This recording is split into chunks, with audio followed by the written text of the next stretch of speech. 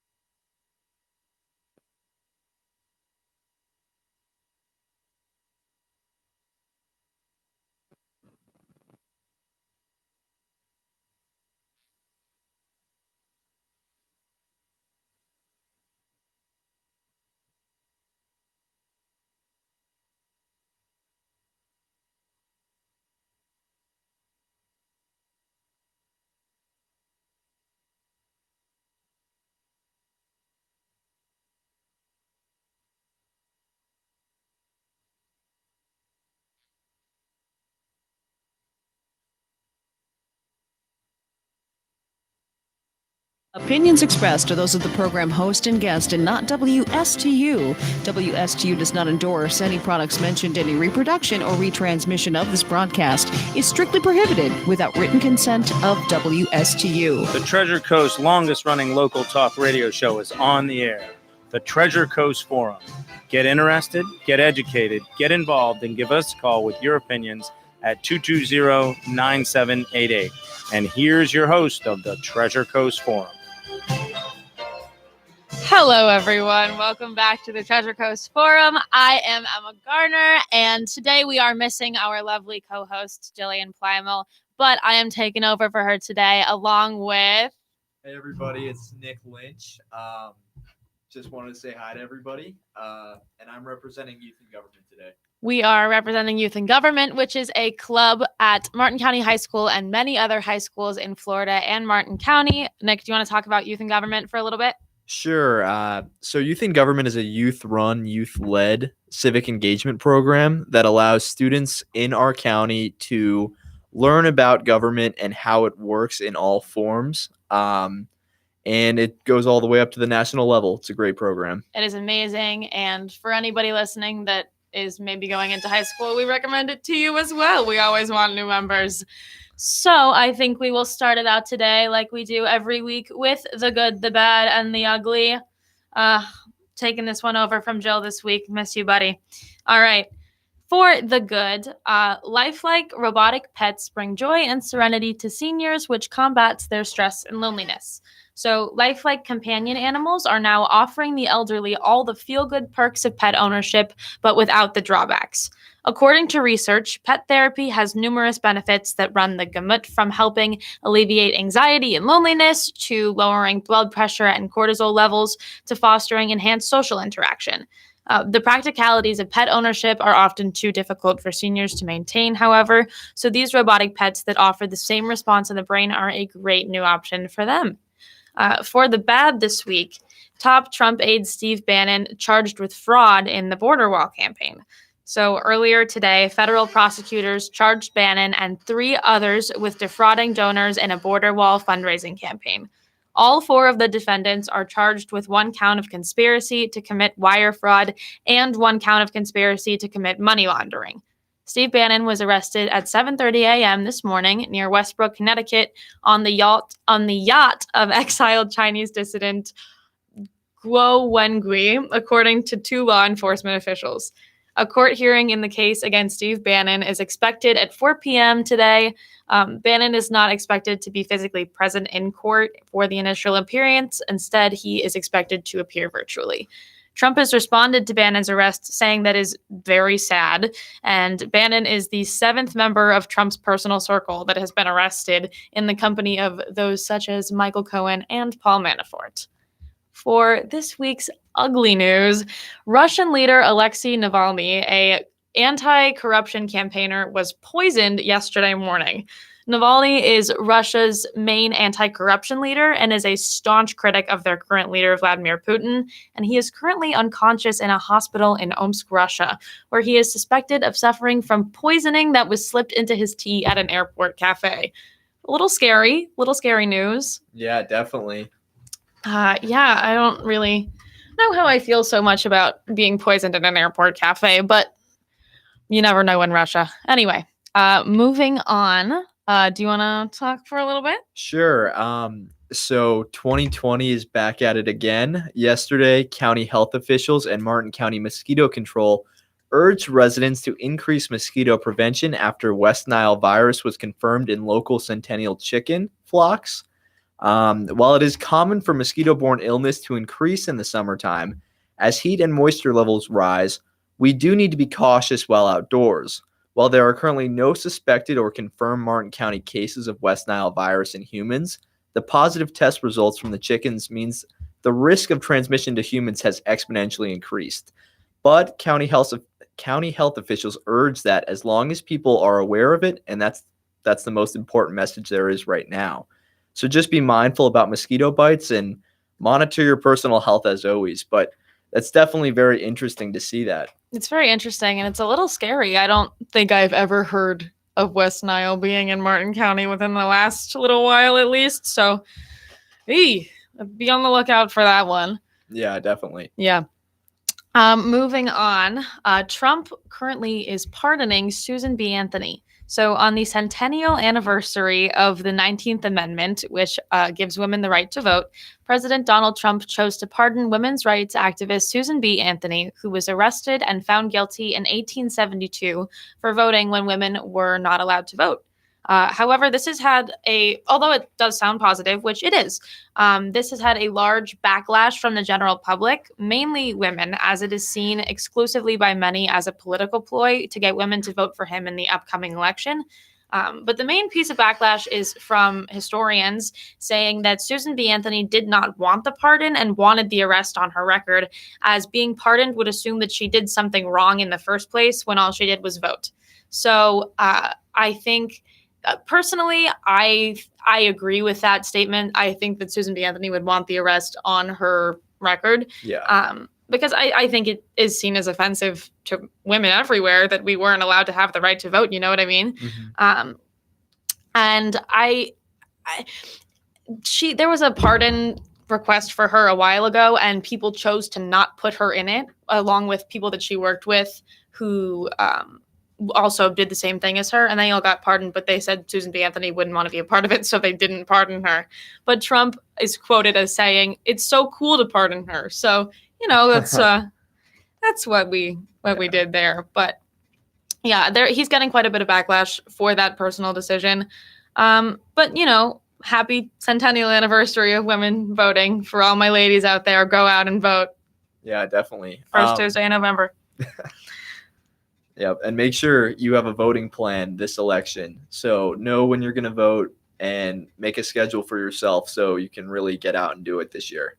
It's incredibly important to vote this year, regardless of who you believe in and who you're going to vote for. I think that voting is just your civic duty, and you should get out there and do it. All right. Speaking of voting, the Democratic National Convention has been going on for 3 days now. Tonight is the fourth night of the DNC, and it's a very different event than it has been in years past because we are in very different world circumstances right now. The convention has been held virtually instead of in person, so people have been zooming in and FaceTiming themselves on to TV from different places in the world. It's been very star-studded so far. We have people talking from Barack Obama to Billie Eilish, and though there have been some kinks with technological aspects of things, the convention has overall run relatively smoothly, and most issues were figured out by day 3. Celebrities and political figures, again, from Barack Obama to Billie Eilish, have been warning of how high the stakes are this time and how victory may be essential for Democrats this year. Last night, we saw Kamala Harris officially become the Democratic Party's nominee for vice president. In her speech, she not only gave a sales pitch for Biden and gave her a backstory on herself and her race, but took a major stand against structural racism. In what is probably her most quotable line of the night, she said, "There is no vaccine for racism, and we have got to get to work," which I think is very important in the light of the Black Lives Matter movement. And Kamala herself is half Black and half Southeast Asian. So I think that she's a really interesting choice for the vice president nominee, and I'm very interested to see what she does. Well, yeah, and like we talked about last week, we were kind of debating on whether she strengthened or hurt Biden's ticket, and we all kind of simultaneously agreed that she strengthened the ticket, especially because of her cultural fluidity, and just the fact that she has been a kind of a star recently within the Senate, and I was kind of blown away by just her stance at the Democratic National Convention. I definitely didn't think she was gonna. I thought it was gonna be more of like, this is what I'm gonna do as vice president. But she really came in and knocked everybody's socks off. I know that her speech last night was really one of the best speeches that we've heard so far, and really, when she really talked about the structural racism aspect of it, I don't think anybody expected her to do that as much as she did. I thought it was going to be more, this is what we'll do as vice president, like you said. And I think it really strengthened the vote of the people of color who were going to vote Democrat. It really strengthened their perspective as to what they're going to do, you know? Yeah. And I know a lot of people have been kind of worried because while she was, I know, a district attorney, she was kind of liquid on issues. She had to debate both sides of issues lots of times. And I think this final stand on structural racism that she had last night was extremely interesting, just because in previous years, it's always been, this is what I'm going to do as vice president. This is why you should pick me. But rather, she chose to say, this is what we need to address in our society. So, and this is a difference because she really chose to stand up for the people instead of promoting herself, which was really interesting. I know, going off what you said before, that she has a history of she was a district attorney, so she did have to stand for both sides. She also has a history of making transphobic comments in the past. But I saw on social media recently the television show Pose, which features a lot of transgender actors on it. She went and made a personal meeting with every single member of that cast and apologized for statements that she'd made in the past and told them what she was going to do as vice president in the future to improve societal standards for everyone, which I think, and she didn't publicize it at all, which I thought was incredibly good. Like the fact that she didn't publicize it really meant a lot to me, because normally stunts like that are political ploys, Yeah, she definitely made a big step forward. I agree. And I kind of hate the notion now that, once you make one comment about something, people assume that is your stance from now for eternity. Yeah. People change their minds every day. Yeah. And she's living proof of that, Yeah.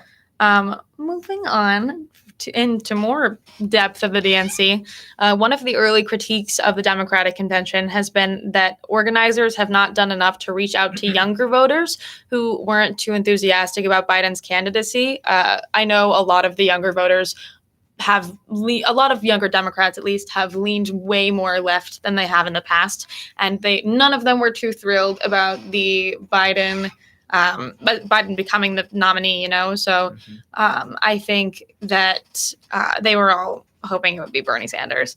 But on Wednesday, Democrats did try to expand their pitch a bit. They included videos from youthful gun control, environmental, and immigrant rights activists, and featured a performance by Billie Eilish, this Grammy-winning 18-year-old singer-songwriter. So I think, even the younger voters, so if you're listening, younger voters who are going to vote more left and are a little bit annoyed that it is Joe Biden who is the nominee, it doesn't matter. Get out there and vote. Get out there and vote, get out there and vote, get out there and vote. Another thing in that area. Representative Alexandria Ocasio-Cortez only got a minute to speak at the DNC on Tuesday night, but going off of what I said before, that younger voters are not thrilled that the nominee is Joe Biden, she made it count as a warning that Joe Biden should not ignore the party's far left wing and instead endorse Senator Bernie Sanders of Vermont, and did not mention Joe Biden in her minute-long speech whatsoever. In her socialist rhetoric-heavy address, she spoke about Sanders' movement to repair the wounds of racial injustice, colonization, misogyny, and homophobia, and not once addressed the 77-year-old Biden, who will be crowned the party's nominee. This was an incredibly controversial speech, as several thought that she was not putting any of her support behind Biden, but some did interpret it as her saying, look, this is what you need to do, Biden, in order to get the vote of these younger people. So it was a controversial moment in the DNC. You want to? Yeah, I don't have a lot of information on AOC's speech, but on that same line of logic, I definitely think that the Democratic Party needs to kind of accept Biden for who he is, and I think it's helpful for the Democratic Party because Biden is so centrist. That's personally my favorite part about Biden. He's all over the board on his issues, and I think that means he's voting with his heart rather than what people are telling him to vote for. But I think Kamala Harris, like we said last week, strengthens his ticket because she is so far left. She grabs the people who weren't thrilled about Biden being the nominee. And I think a lot of people largely think that the being vice president is kind of just a symbolic role, but she really is. She's in charge. She's president of the Senate. She has a huge job. I think a lot of the problem with the Democratic Party right now, at least if you look back throughout the last year, was that we had so many nominees for president. Originally, we had 25, which split people's opinions so far across the board. You know, you had people who were behind Biden originally. We had people who were behind Sanders. We had people who were behind Warren. We had people who were behind, Harris. And I think that it split up people's opinions so much that there's such a wide range of people, of Democrats now, whereas the Republican Party is way more unified than the Democrats at this point. They're extremely. So that does give them a bit of an advantage right now. But Democrats really need to just come together and accept that Biden's the nominee at this point. But Harris does strengthen, as we've said several times, that ticket definitely considerably because she is way further left than he is. Continuing on with the DNC, one area where the convention has been more than representative is the number of women with high-profile addresses. Thursday will be the only day of the convention, of all 4 days, that a man is the closing speaker, who is Biden himself. On Wednesday alone, Kamala Harris, Nancy Pelosi, Elizabeth Warren all had moments to speak. They are three of the major women in the Democratic Party right now. And I think it's really cool. Again, going off of what I said before, that we had so many nominees, I think that it's really cool that all of them have come together at the DNC to put their support behind Biden. I know I was watching, I think it was the first night, Pete Buttigieg came out and announced for Indiana. He put all the votes behind Biden. He put his support behind Biden. Warren put her support behind Biden. Everybody is really putting their support behind Biden right now, and I think that's really important. Regardless of whether you like Biden or not, I think he is a good representative of Democratic ideals. Agreed. Which is, I think, important, obviously, for a candidate. And I think they made a good choice. I don't think Bernie Sanders would collect as many votes as Biden did. I agree. Personally, I am a Democrat, and Biden was not my first choice at this point, obviously, but I think that if it was Bernie Sanders or if it was Warren as the main person on the ticket, it would not have attracted as many votes as Biden because they are so far left. And at this point, there are so many people who are just in the middle and are leaning back and forth between voting for Republicans or Democrats. Mhm. So having somebody that far left is automatically going to turn all of those people who are teetering on the brink off from voting Democrat. So I think that Biden, who is a centrist, is probably the best alternative at this point. Yeah, that's the DNC. Biden speaks tonight for the fourth and final night of the DNC, and it's the big make or break moment for the convention. So we will see what he says tonight. Yeah. Okay. And considering it's just me and Emma, if we really do invite people to call in, we'd love to hear your opinion. We'd love on to the hear your DNC. opinions on the DNC. We have exhausted our own opinions on the DNC if anyone else would like to chime in. But if not, you want to? Yeah, sure. So I'm back with more local news. If anyone was wondering about the increased police presence on Canner Highway yesterday afternoon, I saw about 40 cops in about 5 minutes of driving. I will get into that. So, two unidentified Palm Beach County residents were being questioned Wednesday evening after sheriff officials said they stole $100,000 in jewelry from a Stewart store, then led deputies on a chase through 2 counties before crashing into a tree. Deputies with the Martin County Sheriff's Office said a shot was fired in a jewelry store, but it did not appear to come from either of the males accused in the heist. It's unclear who fired the shot, Sheriff Snyder said. Luckily, it has been reported that no one was seriously hurt during the heist. On a more personal note, on my way home yesterday, I got to see some of the events unfold, and the swarm of police vehicles was nothing like I had ever seen before.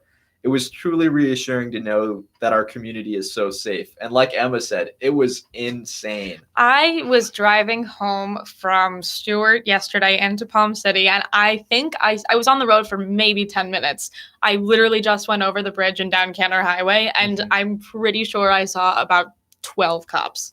Yeah. I'm not exaggerating. I believe that the heist happened here in downtown Stewart. I'm not sure, but it truly was. It was a weird event. experience. I remember calling somebody and I said, "Why are there so many cops on the road right now?" Yeah. On the right side, you know.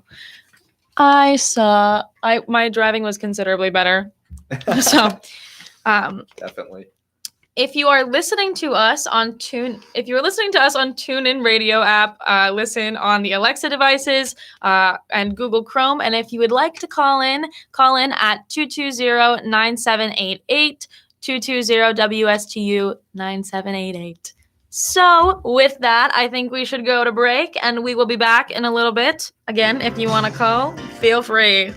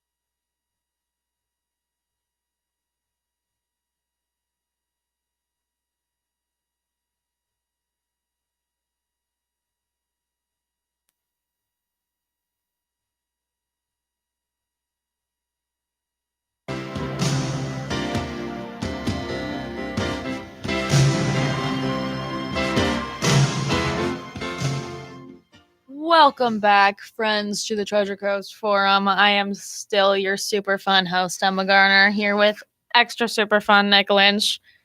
Hey, Hey, Nick. everybody. All right. So I feel like we should talk about school for a little bit because I know a lot of adults are interested as to how our school experience has been so far. And now last week I was in school and Nick is back in school as well this week. So, Nick, Yeah. take it away. Yeah, so I started back yesterday, and I had 2 classes. So for those of you that don't know, Clark Advanced Learning Center is a charter high school here in Stuart, Florida. And we have roughly 220 kids total. So social distancing really isn't that big of a deal for us. And we're connected with Indian River State College. So we're kind of bouncing between their ruling and Indian River State College's ruling. As to how social distancing is going to work and how it's going to happen. Yeah, it was really interesting. Yeah, I started back with my high school and college classes, and no hiccups. Everything went great. Everyone wore their masks. We were social distanced the whole time. And it was kind of interesting to see how everything worked. Awesome. I go to Martin County High School. I'm a senior, and I have been back in school. This is my second week back now. And we have way more kids than 200. We've got about 2,000-ish kids at our school. And when you're walking through the hallways, it's still crowded, but everybody has a mask on now. So you can't really tell how many people are gone and who chose to do virtual learning as opposed to in-person learning until you really sit down in your class. And in classes where there would normally be 30 people, there's about 11, and there's 12 of them who are doing virtual learning, you know? But the kids who are doing virtual learning have been incorporated into our classroom very well. All the teachers have cameras that they sit beside their computers that show their faces. So it's just a Zoom call full of kids who are at home. But they have to keep their cameras on to make sure that they're all still, you know, there and not actually sleeping through class. I think they've figured out how Zoom learning works a little bit better since last year.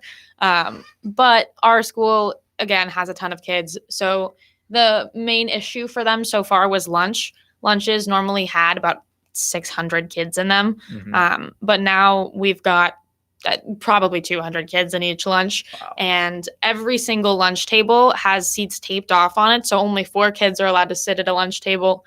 We have 6 different lunch blocks now. So they've been working really, really hard to maintain social distancing and hope that we can actually stay in school as opposed to, you know, stopping it. Because I know at South Fork this week, most of the kids in the IB program have to stay home now because there was a case.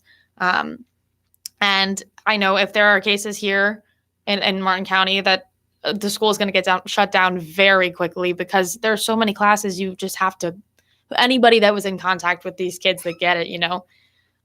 But we are not the only people that are working really hard to make sure that things stay open. Colleges, some colleges are still holding in-person classes, but this week I know it was a big deal when UNC, who originally was going to have in-person classes, now went entirely online. And while some students are devastated at the perspective that they will be losing another half a year of their college experience, a lot of people are mad that in-person classes were even going to happen in the first place. I know several colleges this week shut down their classes again after trying to start them in person. One of my best friends goes to Ithaca College in New York, and his classes all just got switched to online for the semester. And it's got a lot of kids who went to out-of-state college thinking about deferring or transferring to FSU to do online classes, or UCF or UF or any in-state colleges so that they can pay less and get a similar education online, you know.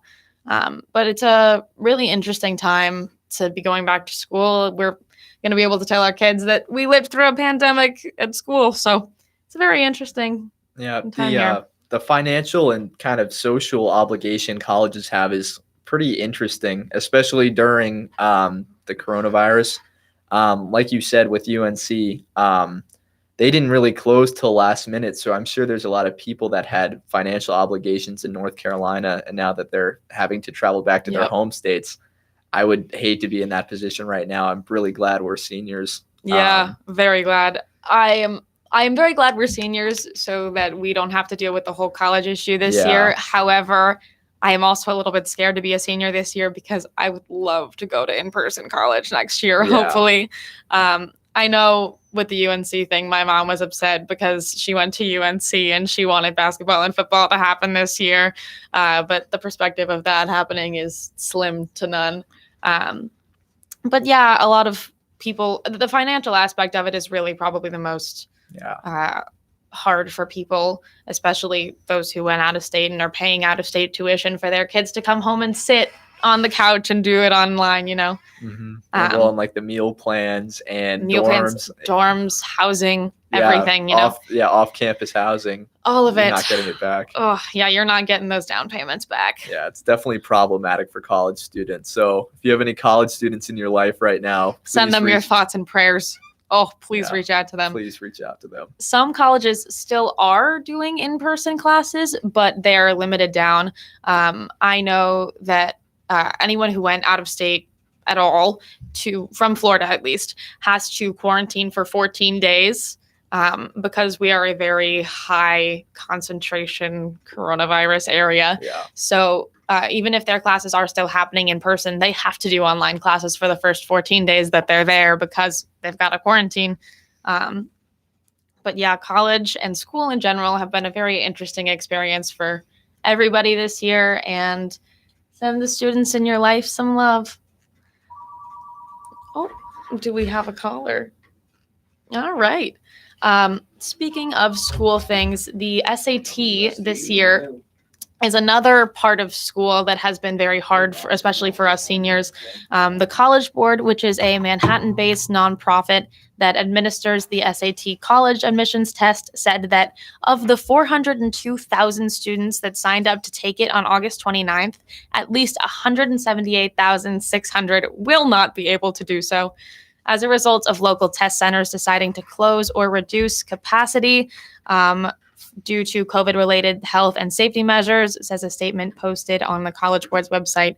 Only 54% of locations have said they will be opening, and some of these are limiting capacity. And I think we will take a hold on this one because we have a caller. Bob from PSL is here. Hi, Bob. Hey, how you guys doing? We're good. How are you? I was trying to connect with your show, but I couldn't get it on my radio or the YouTube. Oh, Yeah, we've been having some technical difficulties Today. today, but we're gonna get it all back together for you. if you're listening, So you guys are going yeah. to stay after the show and work on that? Oh I'm yeah, kidding. wires and fun stuff. So what have you guys been talking about? I'll talk about anything you want to talk about. What have we been talking about today? Well, We talked about the DNC yeah, for a while. definitely. We're talking about school. We're talking about SATs. We're talking about West Nile and police. So a very fun combination of things West today. Nile? Yeah. Really? Oh yeah. I've been waiting for West Nile to vamp over the coronavirus. I actually thought it might still happen. We have 80 some days or something left of the election, where mosquitoes are going to be spreading the coronavirus and all. I'm not even buying it today anymore. I'm done with it. I'm an old guy. I'm the one that's susceptible. Well, luckily, West Nile hasn't affected human jet in Martin County, and we just have to really hope that nothing Doesn't come happens. our way. Yeah, West Nile and coronavirus would really be a fun combination. No, but then you listen to the mainstream media you guys are listening to. They're going to sell this stuff all day long. And this is all about mail-in votes so they can. We used to send, believe it or not, you've heard of Jimmy Carter, right? Yes. Yeah, we used to send him over to, I don't know, not me. He was a nice guy. He was a terrible president. He was a really nice guy. He, did the Homestead for Humanity and all that stuff. But they just sent him over to the banana republics to make sure that their elections were correct. The Democrats right now are trying to do everything they can to make sure they win. well, the mail-in voting right now is definitely a problematic issue because we see an underfunding of the U.S. Postal Service, which we've never seen in previous elections. No, And it's well, not about that. It's not about that, son. No, it is US about that. My brother-in-law is my best friend, and my brother-in-law is from the U.S. Postal Service, and he used to be all union before he moved down here from New Jersey. They robbed him blind with taxes and property taxes and everything else. No, it's not about that. Well, I know in New York right now. We trust the post office. We don't trust where they deliver it to a dumpster or whatever. Well, the thing that I don't agree with the U.S. Postal Service or being underfunded is we trust them to deal with property taxes and to disperse financial aid with things like coronavirus relief. But mail-in ballots, we haven't seen a huge that there's never been a huge loss of mail-in ballots before within the United States What did Postal we Service. talk about a couple of weeks ago? We talked about in a national election, states have their own rights. A lot of states, like California, where I used to live for 10 years, and other places, they say, oh, you don't need to have an ID. What the hell is that all about? Well, our elections like I said before, if you're going to affect a national election, I don't care what they do locally. I left there because of local taxes. When they were robbing me blind, and I left there because of the way it was in Los Angeles County.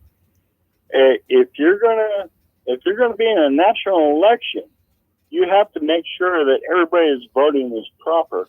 Because if it's not a state's right anymore. It's a falsehood and it's robbery, and so nah, I don't go with that. Well, I know our national election system right now is probably, I would venture to say, as strong as it has ever been before. Because we have bounced back from things like the 2008 election, especially right here in Palm Beach County when there was problems with our balloting systems. 2000. Yeah, or sorry, election 2000. 2000. My parents both worked for the news in that time period in Palm Beach County. So they had to cover that every single day. We just had the conversation in my house a couple days ago. Yeah. It's definitely going to. In 2004, my son left for Paris Island to join the Marines against my will because John Kerry might have been his damn commander in chief, and he put down all his troops falsely. And guess what happened? And every time there was an election back then, I didn't even listen. I went to vote, and I handed down the keys. I didn't want to hear the radio. I didn't want to hear TV. I didn't want to hear nothing. The Tallahassee, where you youth and government guys go, you're an hour behind there. Oh, wow. You know that, right? You guys go to Tallahassee every year, right? Yeah. The youth and government? Yep. Yeah.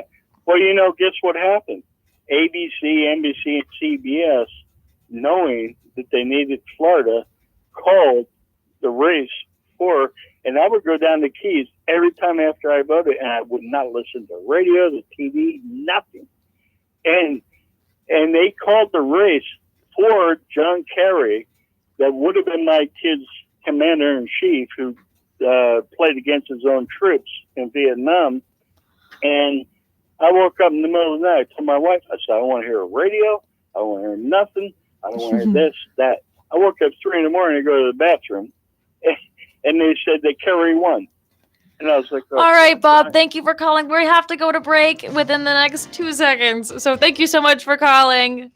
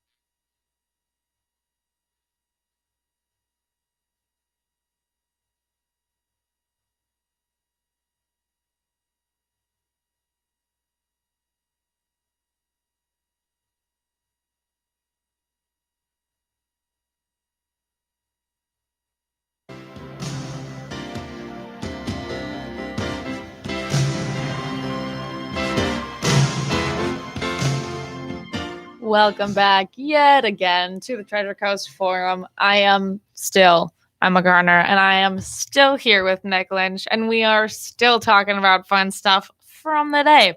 So, before we got a lovely caller, we were talking about the SAT, which is run by the College Board, a Manhattan-based nonprofit that administers it. And today they said that of the 402,000 students that signed up to take the SAT on August 29th, at least 178,600 will not be able to take it. So as a result of local test centers deciding to close or reduce capacity due to COVID-related health and safety measures, a statement on College Board's website says only 54% of locations have said they will be open, and some of these are limiting their capacity. So the statement that they have on their website links to a test center closings page where students can search for information on the location where they were expected to take the exam. But more testing centers are probably going to close within the next 11 days. So students should check their email and closings page daily until literally the morning of the test. So if any of you are listening and we're planning on taking that SAT, keep on checking your email because you may not be able to do so. College Board has canceled test dates for more than 1 million students this spring, including Nick and I, during the pandemic because schools were forced to close. Some states like Michigan and Connecticut gave the test during the school day to all 11th graders in public classrooms, which is a big thing because most students pay to take the exam on weekends. And the test is not cheap. It either costs $49.50 or $64.50 for a version that includes an essay. This is big because colleges now, because the SAT and ACT, which is pretty much the same thing, have not been able to happen as frequently as they normally do. These normally happen like twice a month because they haven't been able to happen since like March. Colleges that are incredibly hard to get into are now going test optional for their applicants. Which kind of leads us into uncharted territory because seniors like me and Emma are kind of left wondering, is this test optional? Does it mean that we're going to be recognized on the same level as someone with a test? Colleges really haven't provided their paradigm of how they're going to react with this new testing world. And it creates a big problem because some seniors have their test scores ready to go. And some don't, you know? And it's not a choice of whether or not how smart you are, because it just is whether or not you started taking the test as a sophomore or just haven't started taking it until last year. I know in March of this year, this is when everything started to blow up. I was scheduled to take an SAT and all of a sudden it got canceled in the same day as school for the next 4 months, you know? I was on that same test. Yeah. So this is a big deal for a lot of kids who have still yet to take their SAT, and college application deadlines end in November. Mm-hmm. So for a lot of people, this is really worrying. But even the biggest schools now, I know like Tulane and all of the California schools and a lot of public schools throughout the country and private schools have gone test optional, which, like you said, is a little concerning because will we really be based exclusively on other things, or will someone who submits their test score and has a good test score already still be more likely to get in because they have that score? Well, yeah, and it leads us into things like grade inflation because like I'm sure Emma as well, I'm sure we both have good grades because we are active students, but we try. we try. But even if you have a 4.0 in Florida, it doesn't mean you much. have a 4.0 in other countries, but in other states, in even different counties. Counties, I know I have friends in Miami who I have said, hey, I had a 4.0 GPA. And they're like, wow, that's a lot. How did you do that? Well, grades are done differently in every state, in every county of every state. Yeah. So they have to weight your grades based on their scales. So whether or not you have a 3.9 here could mean you have a 3.7 somewhere else, Mm-hmm. Well, yeah, and having a 4.0 in Stuart, Florida means less than having a 4.0 in New York City, New York. just because the testing requirements there are different and grading scales there are different. Nothing against either place, but it's just you're having two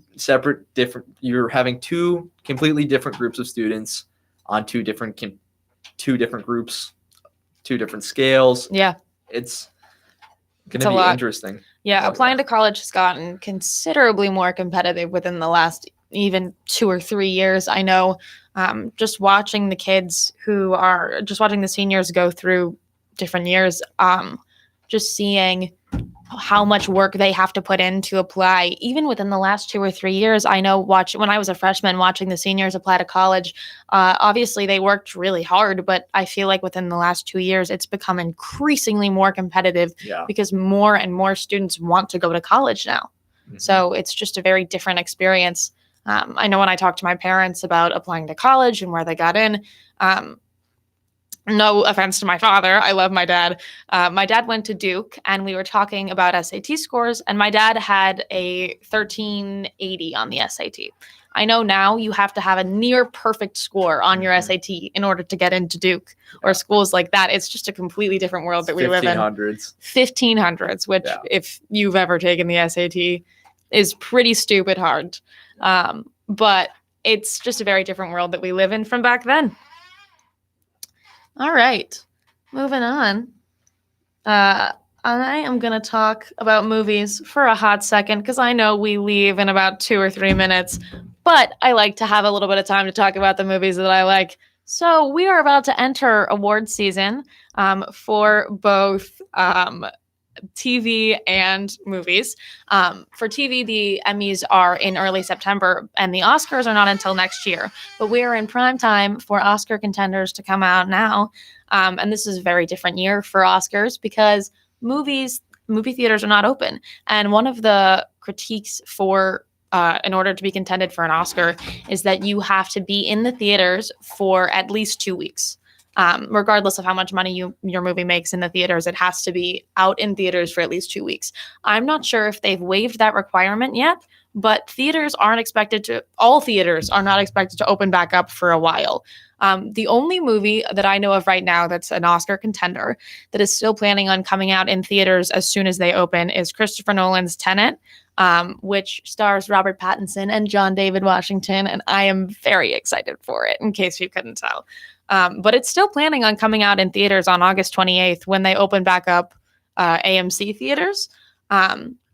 But now with streaming, a lot of movies have been able to go to Netflix. Two Oscar contenders are The Devil All the Time and I'm Thinking of Ending Things, written by already Oscar-winning screenwriter Charlie Kaufman. But because of streaming services, movies have been that are Oscar contenders are still able to come out even during this pandemic when people can't get out to movie theaters and go see them, which I think is really cool for a lot of people who weren't going to go to a theater and see the movie anyway. I think it gets movies that are maybe wouldn't be seen by everybody out to a different audience. So I'm very excited for all of those to come out. I like movies a lot, and I'm going to keep talking about movies every time that I'm on here. So with that, I think Nick, you want to talk about one more thing before we leave? Yeah, sure. So I can do a quick piece of corporate news. So American Airlines announces that they are to suspend flights to 15 U.S. cities despite a $1 billion bailout.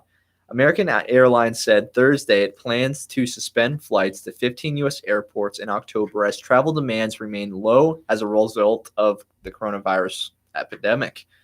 American said it will cancel just over 700 flights in October, like I already mentioned. And it really makes you think if the travel industry will bounce back in a meaningful way. Think about it. Out of every 100 seats on a plane, only around 13 are filled. And travel is a huge part of our economy. So it leaves a meaningful gap in our economy if these travel industries start to go under like the airlines. And with that, we are going to wrap it up for the day. Thank you for listening to the Treasure Coast Forum. We miss our regular host, Jillian Plymel, and we'll be back with you next week. Bye, guys.